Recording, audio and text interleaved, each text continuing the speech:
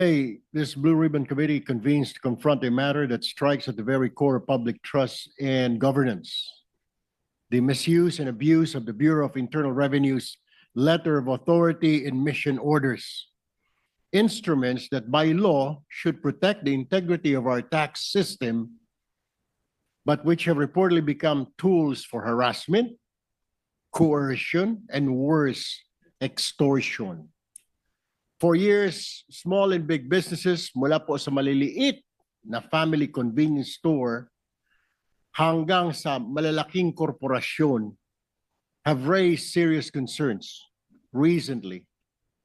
Many claim that they were subjected not to fair tax assessment, but to pressure, intimidation,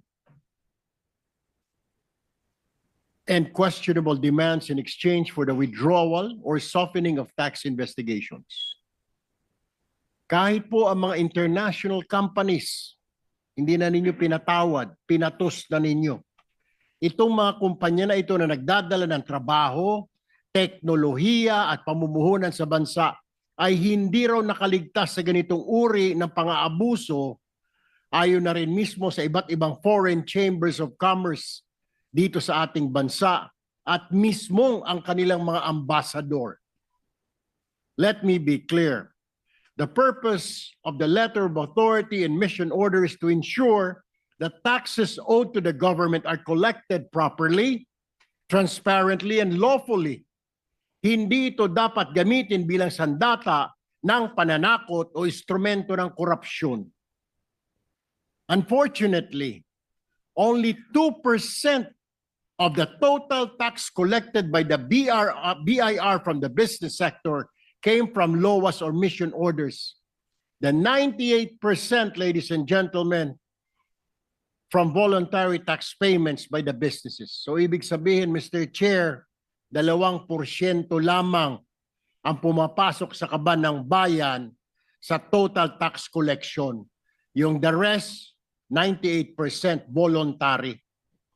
So where did the rest of the collection go from these instruments? E di po sa bulsa ng mga examiner, RDOs at regional directors. Ganito po yung modus, Mr. Chair. 25% lang ng koleksyon kasi napupunta sa gobyerno yung may resibo. 75% goes straight to their pockets. If these complaints are true, then we are looking at systematic abuse that harms not only individual taxpayers, but also the nation's business climate and international reputation. Kapag nawalan po ng tiwala ang negosyo, local man o foreign, nawawala rin po ang trabaho, nawawala ang kita at oportunidad para sa ating mga kababayan. Today, this committee will seek the truth, Mr. Chair. We will examine how LOAs and mission orders have been issued, enforced, and allegedly exploited. We will ask hard questions. We will demand clear answers. And we will hold accountable anyone who has betrayed their sworn duty to serve with integrity.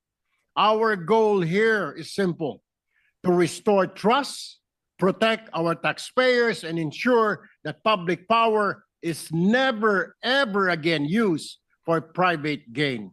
Maraming salamat po. That's all, Mr. Chair. Thank you, Mr. Vice Chairman Tulfo. Thank you, Tay. Senator JB, you're recognized. Thank you, Mr. Chairman. To our Senate President, of course, our colleague Senator Tulfo. President, good morning. The very instrument meant to ensure lawful tax compliance is being weaponized for corruption and extortion.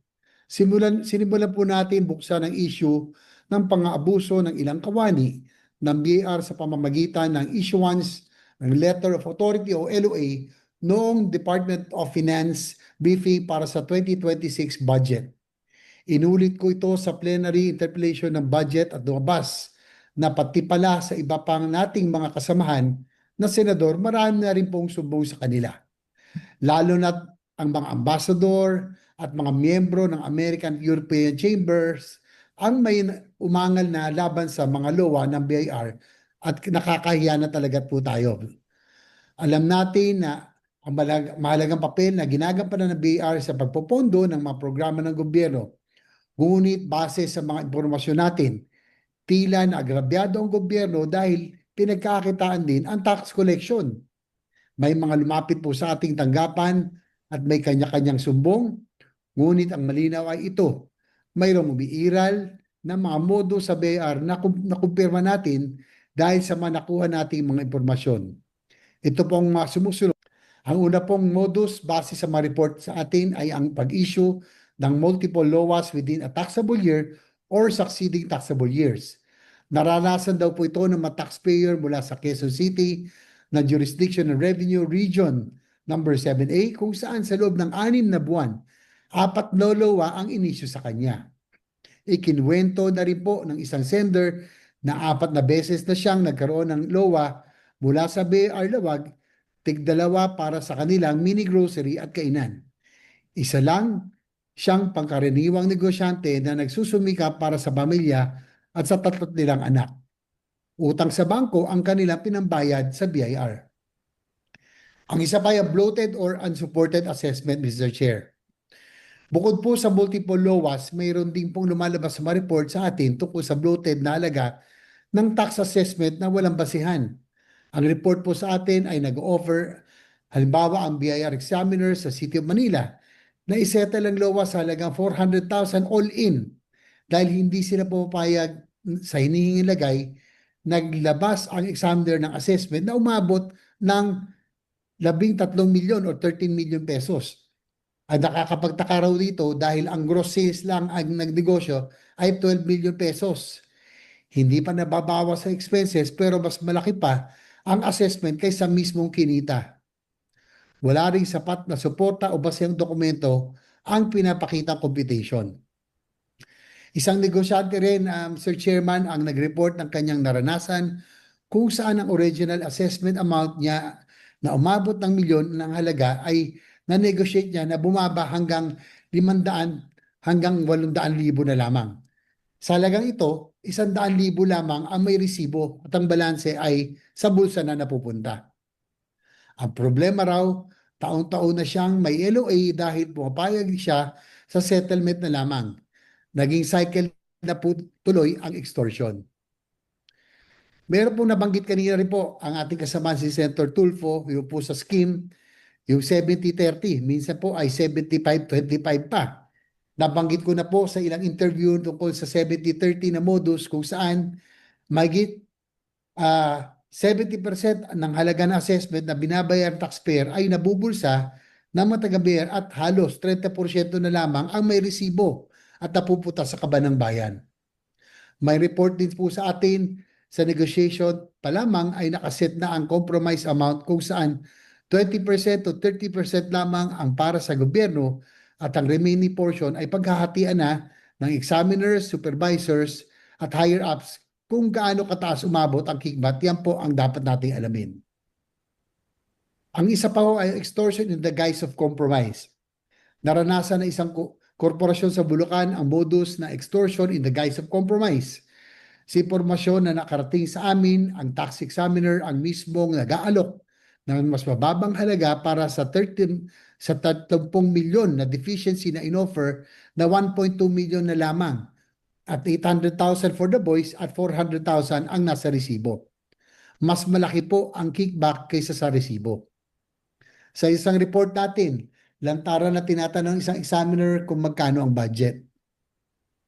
Malaki o maliit ang isang negosyo, target ka ng BIR at pareho po mga kwento ng mga business owners na ito. Nagagamit ang LOA sa harassment, coercion at pilit na negosasyon. Ang negotiation ay hindi upang maresolba ang tax deficiency, kundi ito ay upang masigurado ang halaga na mapunta sa kanila. Sa halip na tulungan natin ang ating mga kababayan na lumago ang negosyo, ginigipit pa ang pinagkakakitaan. Takot din po ang ating mga kababayan na magsumbong sa BIR offices dahil sa pangamba na mas lalo sila pag-iinitan at gipitin.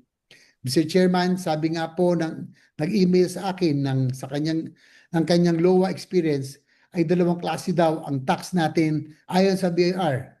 Ang unang klase, magkano sa BIR at ang pangalawa naman, magkano ang sa amin. Nakakalungkot po na mula sa isang malaking ahensya gaya ng DPWH hanggang sa isang bureau katulad ng BIR, kanya-kanyang scheme, modus at kanya-kanyang scam na ang ating mga kababayan. Nagsimula sa floodgates, ngayon naman po ay LOA naman po. Mr. Chairman, we have to stop this culture of corruption that is now plaguing this country. Mr. Chair, maasa po ako na magiging ng committee na ito upang matigil na itong ganitong mga abuso sa ating mga kababayan. Makikinig po tayo at maghahanap ng mga kasagutan at solusyon. Maraming salamat po, Mr. Chair. In this committee, ito pong iba't ibang LOA, may VAT, may tax, iba-ibang tao ho ito Mr. Chair. Ang problema, yung negosyante, bugbog po sa kalalagay. Kasi iba-ibang tao. I-issue ng VAT dito, bukas makalawa, next month, isang VAT na naman, ibang tao na naman. Gaya po nito, nag-email ho sa atin, in a span of 6 months, we were issued 4 separate letters of authority with 3 audits still ongoing. These laws overlap in periods and tax types, causing excessive disruption to our operation. And at the same time daw, Mr. Chair, yung mga bumibisita sa kanila, kailangan pa nilang kasi para bilisan nila yung kanilang pag-audit dun sa kumpanya na yun dahil nare-disrupt yung kanilang operations, kailangan nilang maglagay ng padulas, Mr. Chair. Ito po yung problema natin, Attorney Lumagi. Yung panahon po ninyo talagang dumami po talaga. Maaring may instruction kayo na 2 lang, inabuso naman po dito sa baba kung hindi po LOA mission order because mission orders pwede lang gawin ng RD at saka RDO without your knowledge. Hindi na po sila kailangan magpaalam sa inyo. Tama po, hindi. Is this correct? Tama po, Mr. Chair. You see? Doon po naaabuso. Yung ibang tao, ang tingin na po nila, LOA pa rin, pero mission order na ini-issue ng mga RDO, ng mga RDs po ninyo without your knowledge. Inabuso po nila. Kaya minsan, 4, 5, 6, kayo, instruction nyo, 2 lang. Sige. Pero when they issue MOs, iba pa ho yun Yun ang nagiging problema, naabuso po ng panahon ninyo. Wala po kayong safety net to protect the businesses. Tama naman po, we agree. Kailangan po ng LOA para makakolekt tayo ng taxes. Unfortunately, paano naman po yung proteksyon ng negosyante from extortion? Wala po silang proteksyon. Kayo po dun sa taas niyo alam dito sa middle management po, dun nangyayari yung nakawan, Mr. Attorney Lumagi. And let me direct Mr. Chair, if you would please, direct my question to Secretary Federico. Secretary, in my research po, we found out na 2% lang po ng taxes collected by the BIR ang na-generate ng LOA. Tama po ba ito? And 98% are voluntary po. 98% taxes collected are voluntary po ng mga businesses. Is this correct, Secretary Go? Mr. Chair, that is correct. Roughly, it's between 2 to 2+%. Of course, it varies from year to year. So perhaps in 1 year, it could be about 2.5%. In 1 year, it could be 2.6%. And yes, Mr. Chair, that is correct, that roughly 98% of the collections are voluntary. Thank you, Mr. Chair. Meron bang time na umabot tayo ng 3? Kasi ang alam kong standard, di ba, 3 to 5%? Yan ang parang internationally accepted standard. Naka-accomplish ba tayo ng 3% man lang? Mr. Chair, may I? Yes, please. During my time, it's more than 3% our collection. And also, maybe just to put things into perspective, ang collection po ng, dahil maliit lang po, actually, ang primary goal po talaga ng enforcement is to keep everyone in check so that if everybody knows that they're being watched, they will voluntarily comply. That's why tumataas po ang voluntary compliance because of this mechanism. And also, again, to put things into perspective, millions po ang business taxpayers. Million po ang business taxpayers, and then more than that, yung mga registered taxpayers, not just the business taxpayers. And ang nai-issuehan po ng LOA ay less than 1% of registered business taxpayers, which result in more than 3% of the total collections. And kung titingnan pa po natin, ang total, ang less than 0.20% ang nai-issuehan ng LOA compared with the total registered taxpayers. Again, less than 0.20% ang nai-issuehan ng LOA. Again, if we compare it with the registered business taxpayers, it's less than 1%, which again results into more than 3% collection for the goal, Mr. Chair. Mr. Chair, may I direct my question now to the new commissioner? Commissioner Mendoza, ano ho ang way forward natin dito? Kasi pati po mga small businesses, family-owned eatery, restaurant, family-owned na mga grocery store, pinatos pa rin po.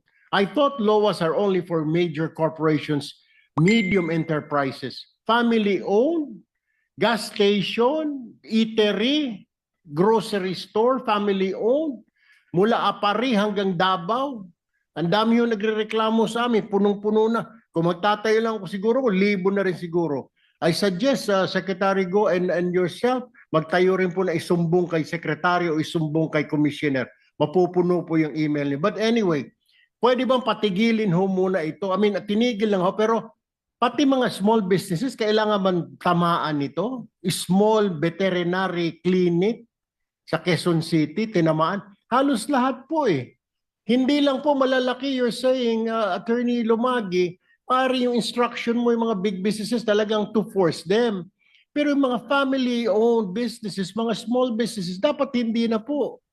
Ano ho ang take nyo rito, Commissioner Mendoza? Yeah, Mr. Chair, technically ho, legally, wala naman hong limitation as to which type of taxpayers can be subjected to audit. So regardless whether malaki ka or maliit, if you are perceived to be committing tax evasion or you are not paying the correct taxes, pwede ka po talagang ma-audit. But of course, there has to be prioritization in the conduct of audits, especially considering that we have limited manpower. Moving forward, Mr. Chair, first is there has to be check and balance in the issuance of letters of authority and mission orders. Right now po, when it comes to the issuance of letters of authority by the regional directors, meron po silang absolute authority to issue letters of authority and hindi na po ito umaakyat sa commissioner for approval or prior clearance. So that is one area that we are looking at before the regional directors can issue letters of authority. They would have to clear it first with the deputy commissioner or with the commissioner. Kailangan po mag-submit sila ng justification kung bakit mag-i-issue sila ng letter of authority or why this particular taxpayer should be subjected to audit. Mr. Chairman, kahit na authorized or hindi authorized, may mga hindi authorized eh, di ba? Okay. Yeah. Don't you have an investigative arm?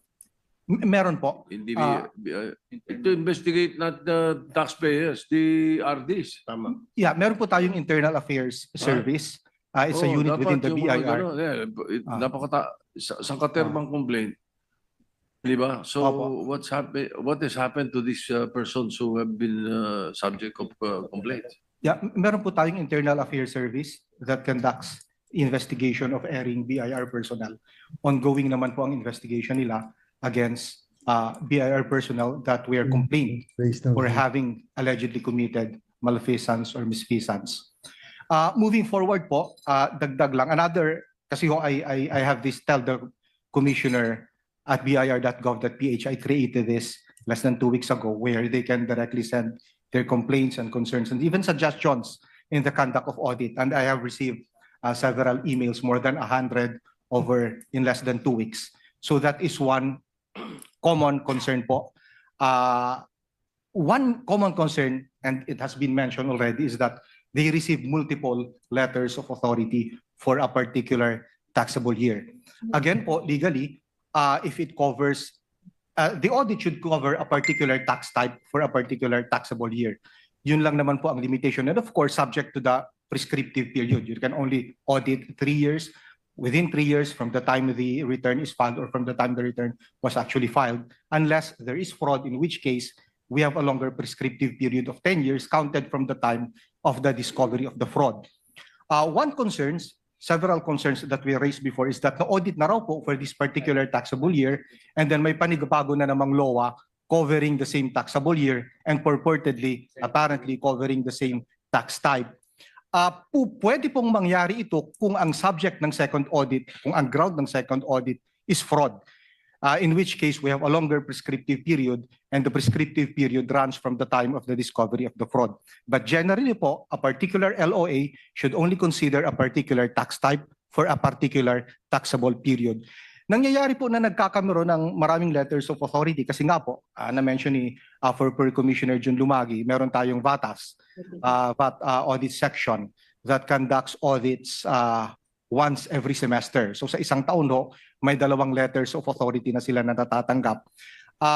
The creation of VATAS is actually a recommendation of the IMF many years ago dahil nakita po nila na meron nga tayong gap sa collection of taxes. Apparently, hindi tayo ganun ka-efficient. So ang sabi ng IMF, why don't you create a special unit that will conduct only an audit of VATAS? Kaya ho nagkameron of VAT. Kaya ho nagkameron tayo ng VATAS. Ang reklamo lang ho ng mga taxpayers nga, and we are looking into this, is per semester, nakatanggap ka ng LOA for the first semester, may second semester ka na naman ng LOA, and they are not given enough time to reform. Hopefully, ang pakiusap nga nila, may mga natututunan sila dun sa previous audits, and they will be given enough time to incorporate this for the succeeding period para hindi na ho sila mo audit. So we're looking at the possibility of totally abolishing the VATAS and have its functions integrated into the regular units like the large taxpayer service. Meron din naman silang VAT unit or the regional directors. So instead of the regional directors doing audit only for other types of taxes except VAT, pwede ho nating tanggalin na natin yung VATAS at yung regional directors na ho ay mag-conduct ng audit covering all types of taxes including VAT. May mga nagsasabi po na mas makakabuti ito kasi nga, una, isa na lang ang haharapin nila sa Bureau of Internal Revenue. And secondly, even if these laws cover different types of taxes, interconnected po yung mga dokumento. Kung ano yung voluminous documents na sinubject mo for that particular law covering this type of tax, isasubmit mo uli yun dito kasi konektado ho yun eh. Hindi naman magkakaibang dokumento ang isasubmit mo dahil lamang iba yung tax type na ino-audit. So that is another area po. We intend to revisit whether we will continue having the VATAS or simply abolish this and have this integrated into the regular units. And then another one is abolishing the special task forces and have their functions integrated also into the function of the regular unit so that in a particular taxable year, ideally they should also only be receiving 1 letter of authority for a particular taxable year. And then number 3 po is the monitoring. That is why I have directed the creation of a portal where I can monitor near time the status of all pending letters of authority. Right after I issue the order directing the suspension of all field audits, my succeeding order is to submit an inventory of all the status of all pending letters of authority. So nagsasabit po ang mga offices natin ngayon and I have directed the creation of a portal. Well, I can track ano na po ba ang nangyari sa particular LOA na ito, nasa ang stage na ba siya, magkano ba ang actual na nasingil, because it produces the CCTV effect. If the people on the ground knows that the commissioner or the central office is meticulously monitoring the implementation of LOA, mas naiiwasan po yung abuse of discretion sa pagkakandak ng audit. Thank you, Mr. Chair. Thank you.